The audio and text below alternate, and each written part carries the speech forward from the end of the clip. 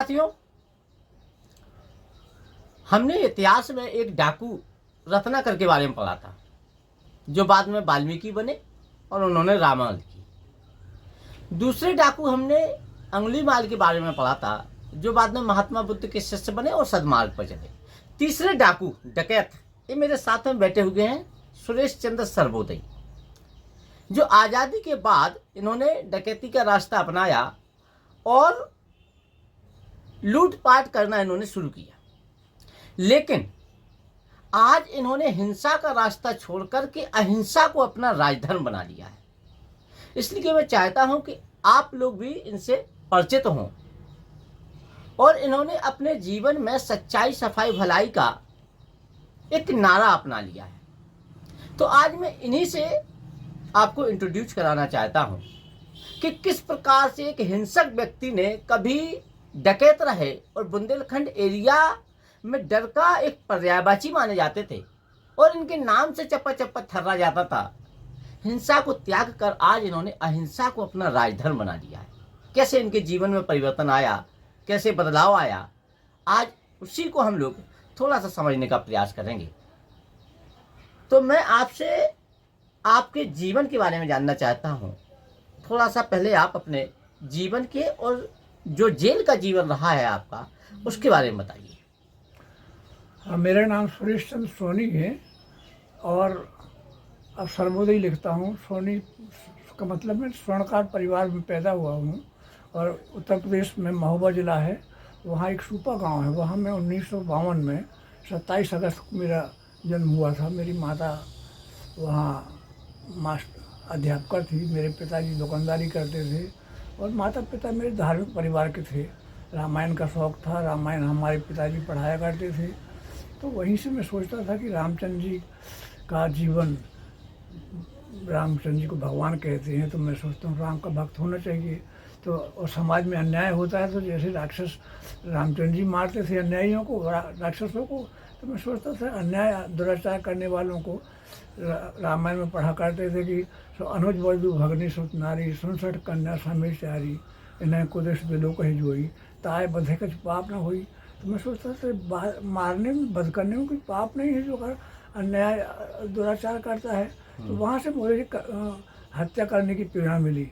लेकिन बाद में मैं जो पढ़ते पढ़ते मैं जूनियर से हाई स्कूल में गया, तो वहाँ भी मुझे भारत चीन के युद्ध में के दौरान क्रांतिकारियों की फिल्म देखी। मनोज कुमार की सही फिल्म थी। उसमें उन्होंने क्रांति के लिए एक संगठन बनाया। आज़ाद हिंद फौज सुभाष चंद्र बोस ने बनाई, तो देश के बुराई आज़ाद कराने के लिए। तो मैंने भी सोचता था कि जो उन्होंने हथियार लेकर के हथियारों के जरिए क्रांतिकारी बनाया जा सकता है। तो हथियार खरीदने के लिए क्रांतिकारियों ने ट्रेन काकोरी कांड किया था, तो ट्रेन डकैती डाली। तो उससे मुझे प्रेरणा मिली कि डकैती देश की हित के लिए डकैती डालने में कोई पाप नहीं है। तो वहाँ रामायण से हत्या करने का प्रेरणा मिली और कुछ गीता का भी ज्ञान ऐसे चलते फिरते थोड़ा मेरे ताऊ पढ़ा करते थे। तो उसमें कहते थे कि न कोई मरता है न मारता है, जो कुछ करता हूँ मैं करता हूँ। नहीं, इसको आप प्रेरणा कैसे कह सकते हैं? क्योंकि प्रेरणा तो जैसे मान के चलो, जो क्रांतिकारियों को प्रेरणा मिली, क्रांतिकारियों ने तो जो अपना बलिदान दिया वो देश के लिए किया। उन्होंने देश के लिए जो है मतलब आज़ाद कराने के लिए उन्होंने अपना बलिदान दिया। लेकिन आपने तो लोगों की हत्याएं की हैं, लोगों को लूटा है, अमीरों को लूटा है। तो इसको मतलब आप कैसे इससे जोड़ सकते हैं कि आपको उनसे प्रेरणा मिली? भाई उन्होंने एक अलग काम किया, लेकिन आपने तो लोगों की हत्याएं की हैं। तो हत्याएं अपनी कोई व्यक्तिगत दुश्मनी के लिए करता है तो उसको व्यक्तिगत कहते हैं। हाँ। लेकिन दूसरी भलाई के लिए किया जाए। पुलिस भी मारती किसी को क्या? डकैतों को भी मारती है और गुंडों को मार देती है, इनकाउंटर कर देती है। तो क्या पुलिस की व्यक्तिगत दुश्मनी तो होती नहीं है। वो समाज के अहितकारी समझते हैं कि जी बुराई करने वाले हैं, तो काउंटर दिखा देती है या गोली चलाते हैं। नहीं, तो समाज के लिए जो चीज हितकारी है, उसके लिए इस देश में आज़ादी के बाद से संविधान लागू है और लोकतंत्र है इस देश में। लेकिन आपने जो है जो समाज के लोगों की हत्याएं की हैं, उसको मतलब आपने कैसे आप जस्टिफाई करेंगे? हत्याएं कौन नहीं, अभी कत्ल डकैती होती नहीं, जेल में जाते हैं। लेकिन मान सम्मान के लिए करते हैं। तो हाँ। आदमी सरकार भी बंदूक राइफल लाइसेंस देती है तो मतलब काय के लिए? ये है। पूजा करने के लिए तो देती नहीं है। कहती है कि इसका इस्तेमाल करिए। कब करिए? तो आदमी के जीवन के लिए कोई चीज़ें ज़रूरी हैं कि आत्मसम्मान भी, संपत्ति की सुरक्षा और समाज की सुरक्षा, माता पिता की भी अगर अपमान हो जाए, कोई घर में आके मेरी माँ को अपमान करने लगे तो उठा करके नहीं हम कोई गोली तो चलाए। आपने मतलब अपने एक व्यक्तिगत हाँ, तो पर्सनल व्यक्तिगत उसमें के आपने लिए- एक डकैती का रास्ता चुना। हाँ, चलिए ठीक है, ये तो यहाँ तक बात ठीक रही। हाँ। इसके बाद में आप जेल गए, जेल में आपने लगभग 25 साल बिताए, उसके बाद से आप जेल से बाहर आए। तो आपके जीवन में अचानक से बदलाव कैसे आ गया जब आप एक इतने हिंसक प्राणी रहे, इतने मतलब एक खतरनाक दस्यु के रूप में आप जाने जाते रहे, फिर आपके जीवन में बदलाव कैसे आ गया कि आपने अहिंसा का रास्ता अपना लिया और सच्चाई, सफाई, भलाई का आप नारा देने लगे? तो इसका तो मेरे लिए वो संयोग से, मैं तो ईश्वर का मुझे जो अच्छा ज्ञान नहीं था, लेकिन जब गांधी जी का वो पढ़ा कि सत्य ही ईश्वर है, तो सत्य की ईश्वर की तलाश में मैंने आध्यात्मिक पुस्तकें पढ़ी। आध्यात्मिक शिक्षा के अभाव में ये जो भौतिक विज्ञान और जीव विज्ञान का पढ़ता रहा, डार्विन की थ्योरी, इसने तो मुझे भटका दिया। लेकिन जब आध्यात्मिक ग्रंथों का अध्ययन किया, स्वामी दयानंद सरस्वती का पढ़ा, सत्यार्थ प्रकाश और बाइबल पढ़ी, कुरान भी पढ़ी, तो मैंने कहा ईश्वर है तो कैसा है? तो गांधी ने तो थोड़ा इशारा कर दिया था, गांधी जी ने, कि नहीं सत्य ईश्वर है। तो ईश्वर सत्य कैसा है? तो सत्य की तलाश में मैंने उनका जब पढ़ा तो अहिंसा की व्याख्या, वो अहिंसा की उन्होंने लड़ाई, अपने आंदोलन देखा, जो सत्याग्रह के आंदोलन होते थे तो उनके अहिंसा पे होते थे कि किसी को न गाली देना है, न किसी को गोली मारना है।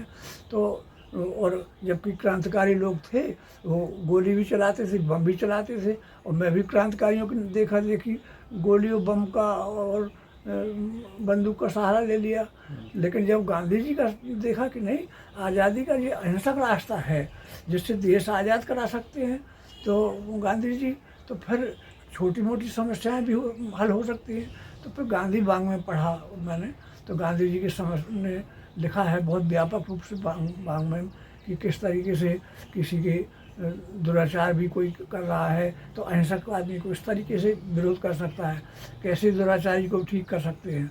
तो उस अध्ययन से मेरे अंदर एक नई तकनीक का विकास होने लगा। पहले मुझे अध्यात्म का छोड़ करके भौतिकता और बाहर के जो चलता हुआ रिवाज थे उस हिसाब से मैं सोचता था कि इसी प्रकार से समाज सेवा हो सकती थी।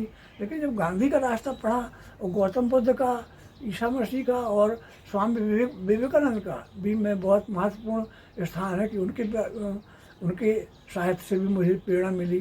तो उनके अध्ययन से और मनन से फिर मेरे अंदर जो मनन करने की शक्ति आई, और फिर मैंने उसको जीवन में सोचा कि आचरण करके सत्य बोलें।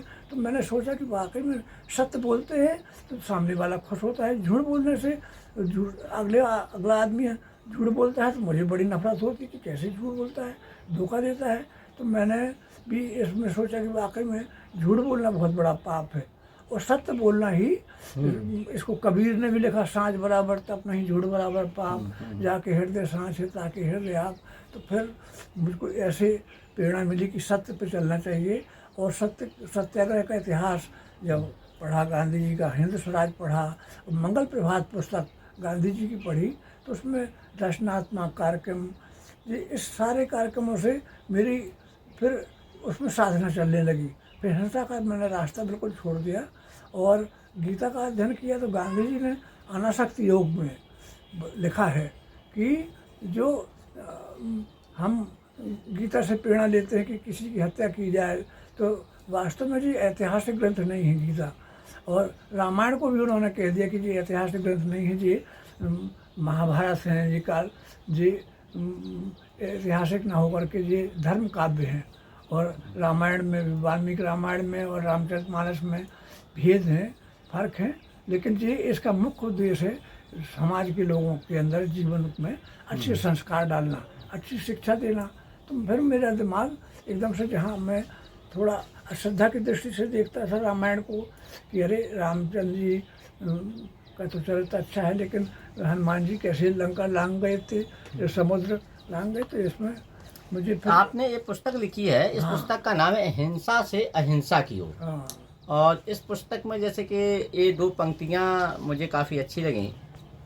दुनिया की जहरीली हवा बदलने की खातिर आंधी की आज ज़रूरत है, नफ़रत की लपटों पर बैठी दुनिया को बदलने के लिए गांधी की आज ज़रूरत है।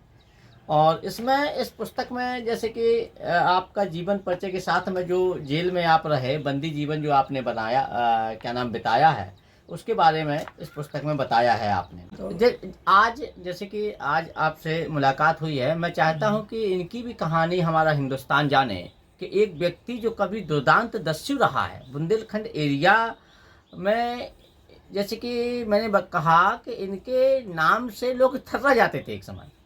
मैं चाहता हूँ कि इनकी कहानी हिंदुस्तान जाने कि कैसे एक दस्यु, खतरनाक दस्यु, हिंसा का रास्ता त्याग करके अहिंसा की ओर मुड़ गया।